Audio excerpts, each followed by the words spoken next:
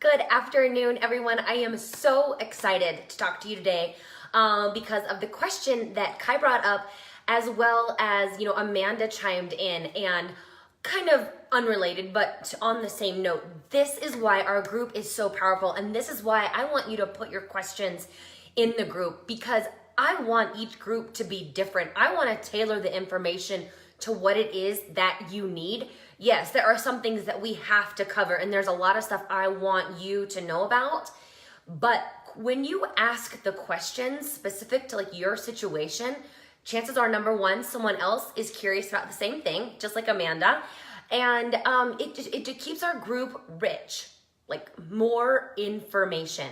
So if you did not see Kai's post, she's going to be traveling over the next couple of weekends, and she's curious, should I track my macros? I'm not confident that I'm going to be able to hit my numbers, but she also knows that she can follow the 5 habits and still not go off the rails. What about workouts?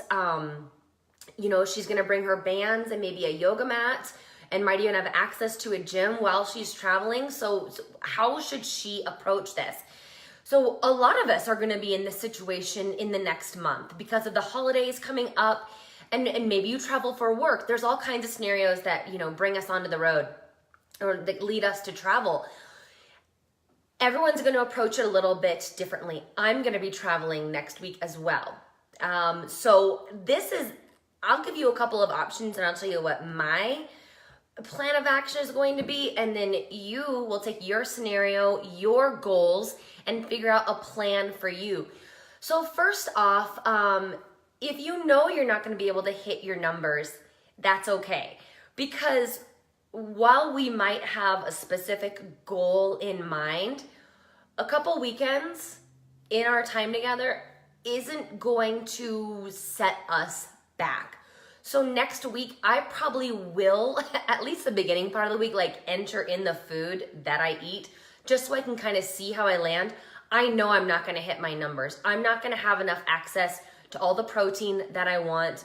I don't know what it's going to look like from a carbohydrate situation. So I'll be gone Sunday afternoon through Friday morning of next week in conferences all day long from 9 a.m. to 7 p.m. Lunch is going to be provided. That's great.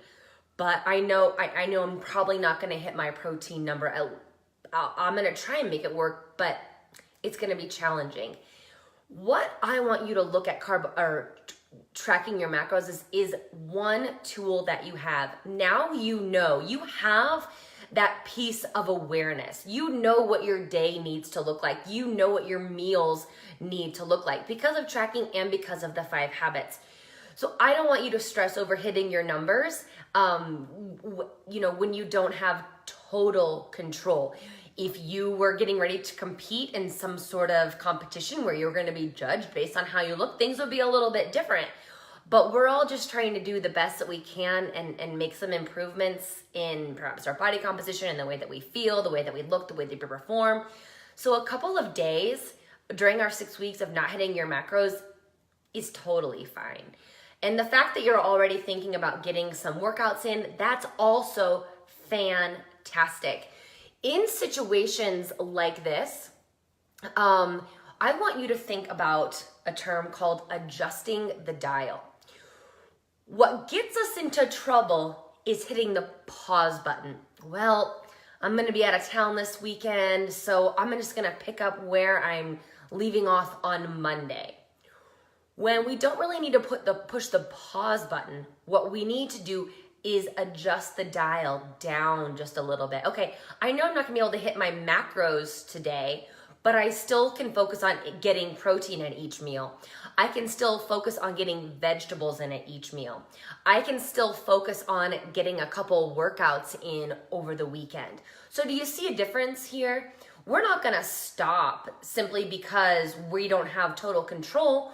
We're gonna adjust, we're gonna adapt to what it is that we can do.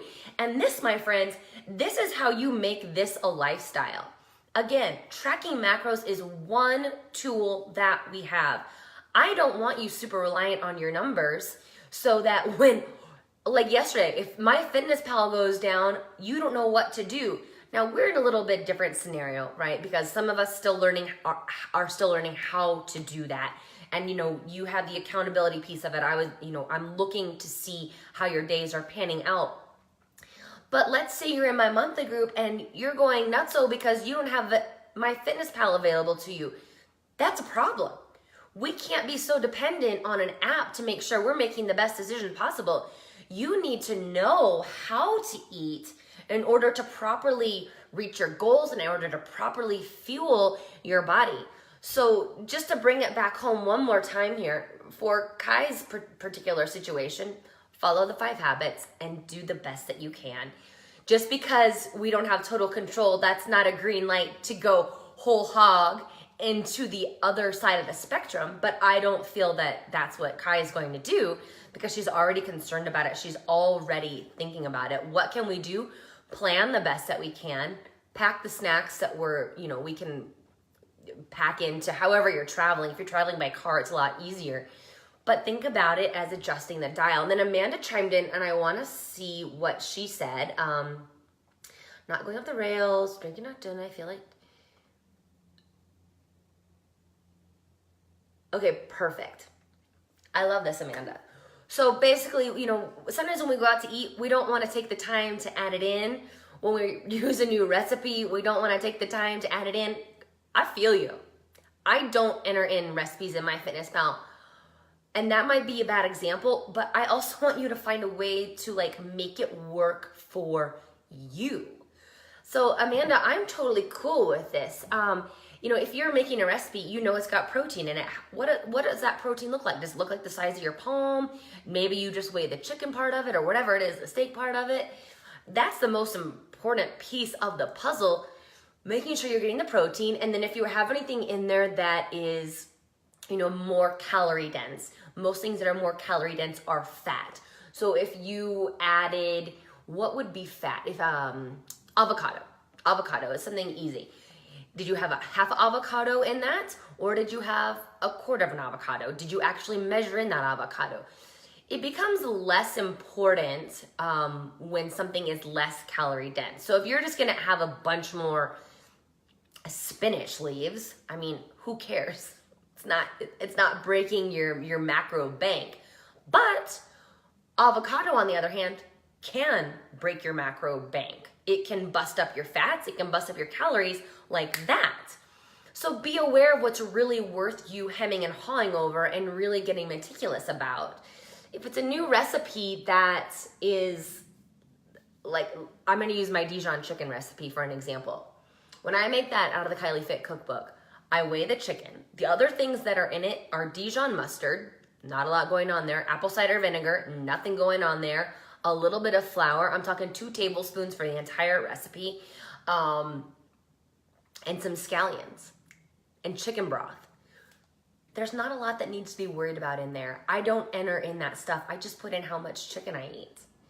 So I hope that you're seeing there is no absolute right way to do this. I want you to find a way that works for you.